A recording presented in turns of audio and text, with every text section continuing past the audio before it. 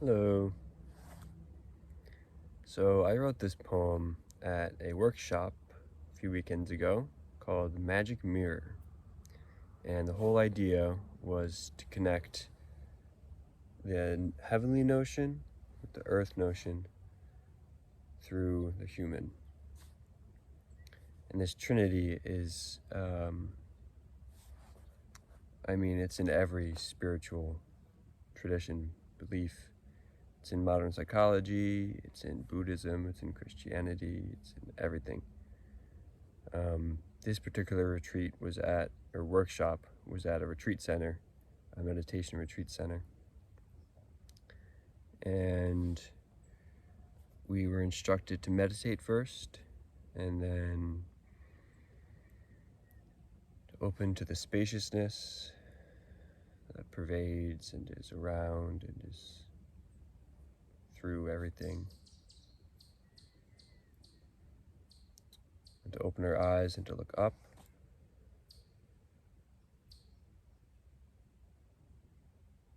And write down a line.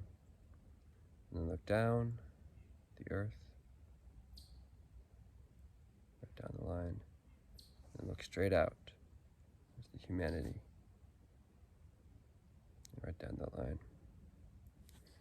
We did this in 3 different locations. The first was in the room, where we were mostly sitting and talking and meditating and writing. And then we went outside. This beautiful land all around. Lots of big white pine trees and a pond and a gazebo and woods, and beautiful. And then we were encouraged to either stay outside or go back inside, so I went back inside. I went to the dining hall and sat there, and yeah, I'm really happy with the results, and I'm going to read it for you now.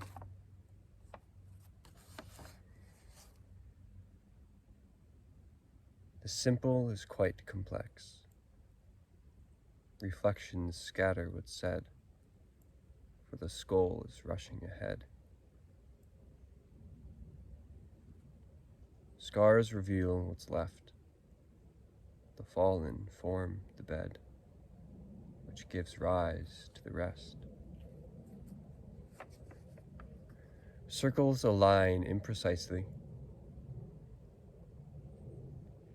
Dead wood shines so brightly. Feisty furrows confine.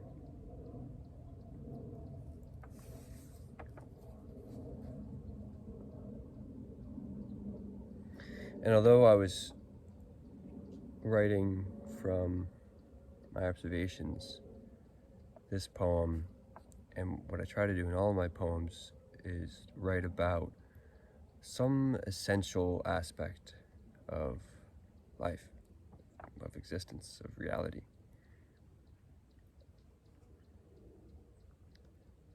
And what I'm speaking to here, it's about light. It's about how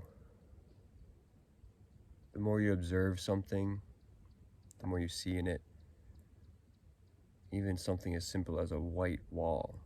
If you really look at it, you can start to see patterns in it. There's patterns, patterns, patterns in everything.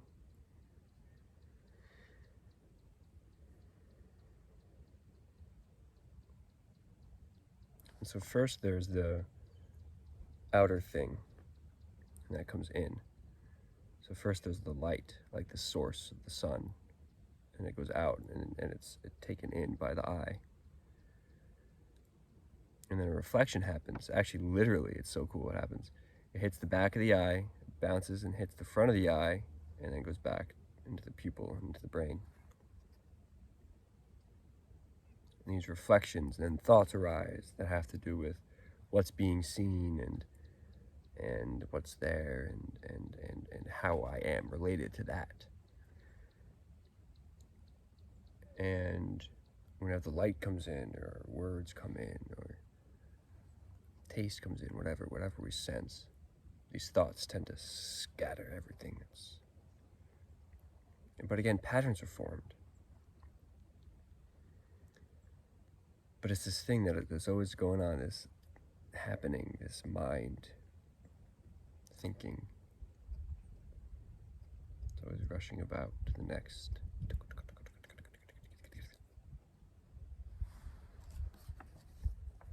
And this next part, I was actually looking at a tree, and I was looking at a hole in the tree where a branch had fallen away, or broken, or whatever had happened. And I realized scars reveal what's left. Scars reveal what has left. Wherever there's a scar, you know that something fell away, something broke, something opened, and something fell out. And whatever falls forms the bed, the earth. I had this realization a few weeks ago, I think, or months maybe, that the earth is just formed of dead things. It's all dead things, and it's life growing from dead things. It's beautiful. Which gives rise to the rest. And that's the thing, this rest.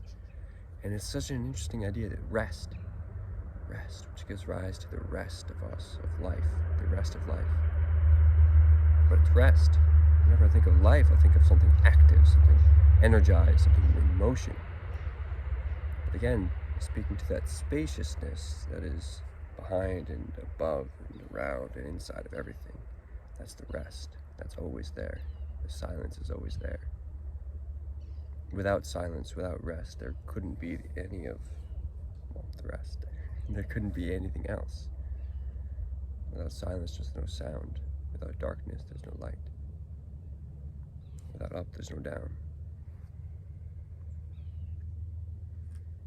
And this final part, circle is a line imprecisely. Pi is irrational. Pi is a number which describes circles. And if you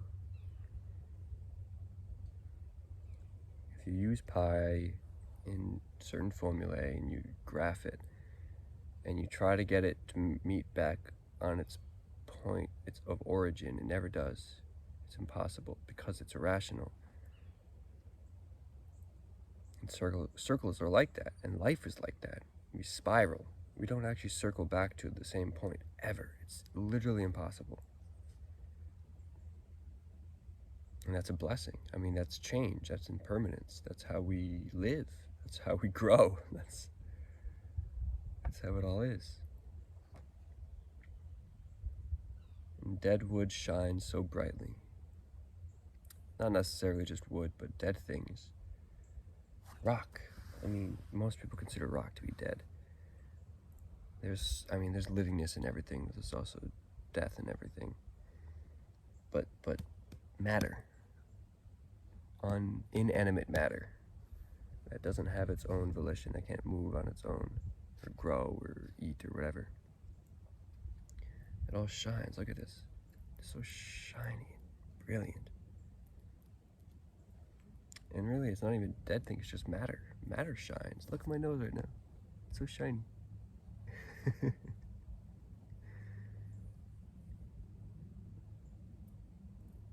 Feisty furrows confine. I was looking at a marigold sitting on top of a table for that one. But these feisty furrows, it's like the clothes confine us. And tablecloths, all kinds of wrappings that we put around things. And fur on bodies, and flowers on top of plants, and even the rays around the sun. These feisty furrows confine.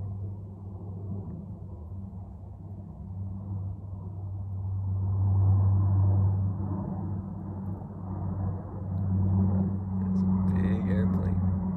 Holy mackerel. It's like one of those cargo planes.